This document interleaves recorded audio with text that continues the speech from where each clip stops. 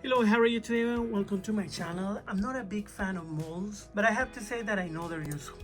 And today I want to show you how I create these seashells using resin. I'm going to use UV resin for one of the molds, and I'm going to use epoxy resin in the other mold. Basically, the difference is that the UV resin takes minutes on curing.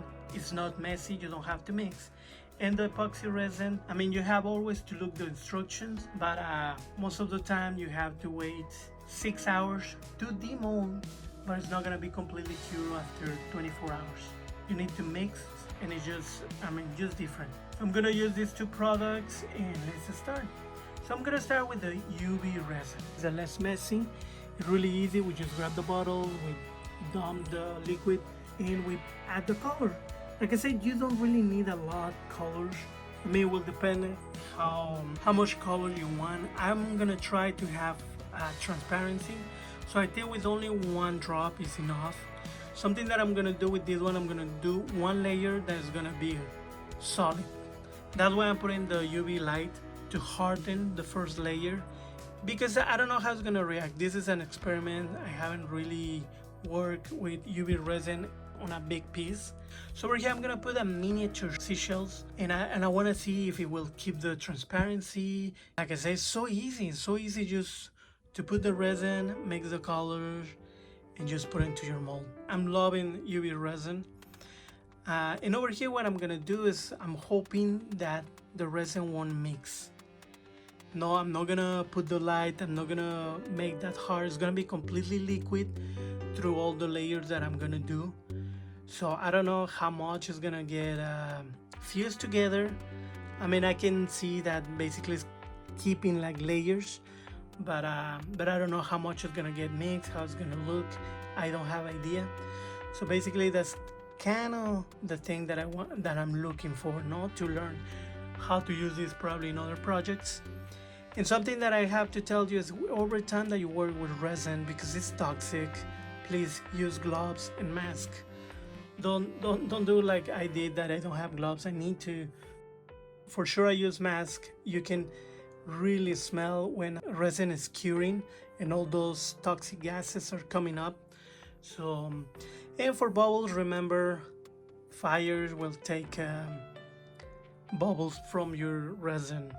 So now I'm not gonna show you the whole process of the light. We're gonna go to the epoxy resin.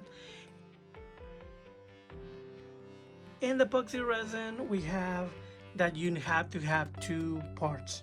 Part A, part B. Usually it has to be exactly the same amount in one side and the other. You can wait, you can even put water in your mold to know exactly how much you need.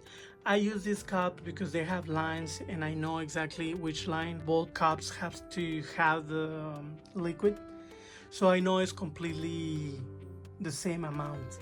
And this is important because if you don't put, I mean, you don't have to be completely millimetric, you don't have to be super exact, but you have to do your best. Otherwise, when it cures, it's not gonna be cured, it's gonna be sticky, it's gonna be just a mess. So right now what I'm gonna do, because epoxy resin you have to wait 6 hours until you can demold, I don't have the time to create one solid layer and then wait 6 hours, put another layer, wait 6 hours. I don't have that time. So what I'm gonna do, I'm just gonna put the resin, and I'm gonna be adding slowly the colors. So if you want one piece to be just one color, what you can do is you can put the color on the cup, mix it, and just completely fill your mold. But like you're seeing, I'm also curious to see how it's gonna work. Does the paint, no, the drops are gonna stay, it's gonna be transparent. I'm just curious how this is gonna work. Something always when I work with molds is to look for the corners. Just pay attention to those tiny corners, those tiny maybe details that you can have a bubble in there. So that's why I'm making sure that there's no bubble and the resin goes everywhere. Over here I didn't know what I was doing, I was just trying, so I put some dots with the paints, and I'm gonna let it dry. Actually at the end I let it dry for like a day. I had these resin leftovers. Like I say, you can use water, you can measure to make sure that when you do your mix, you only use what you need and you don't have leftovers. Over here I had these leftovers. I just want to get rid of the resin.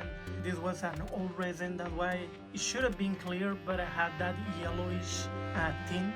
So something to think about it when you buy things open, and make sure that they're good. And over here I put too much colors and I mix them. So I can see right away that this is not gonna be clear. This is gonna be only like one solid color. Right now it's gonna be purple because I can see that that's the dominant color. I had just a little bit more on the bottle, so I decided to put some.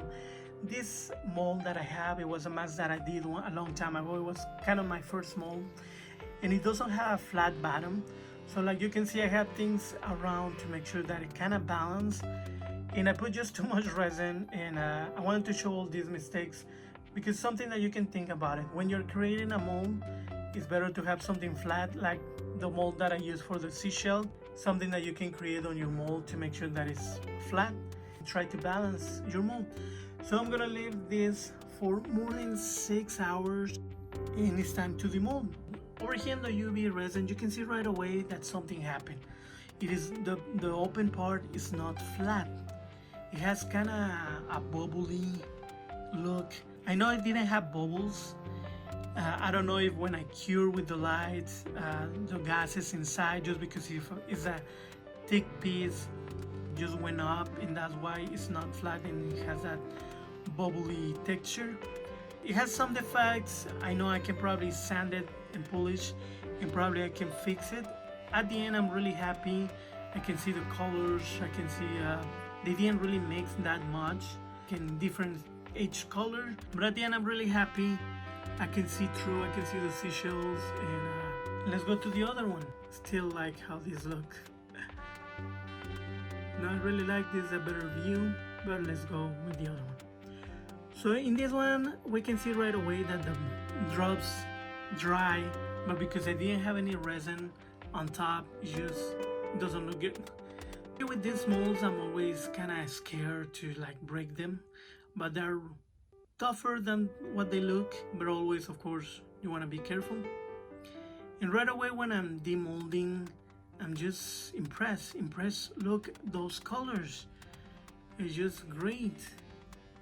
I think it has more separation than the UV resin, and the piece is completely perfect, no defects, no bubbles. I mean, it just looks great. One thing that I have to tell you is that if you're working with resin, always use something underneath. If the resin touches your table, it's gonna ruin it. And now let's demold this mask. Right away I can see that it's not gonna be transparent. I like that I can see the colors on the back, but I'm curious. And I wish it was completely purple. It looks like the white went all the way to the bottom. Didn't mix it really well, but yeah, that's the mask. Would you judge? What would you prefer? I think they're both good. The UV resin can just dry really fast, and the epoxy resin, something that I really love is that it was a perfect piece. I don't have to do anything to restore or fix. Well, this is what I use. I hope to give you some ideas to create your own creations. Love, enjoy art. Please subscribe and comment below, and see you next time.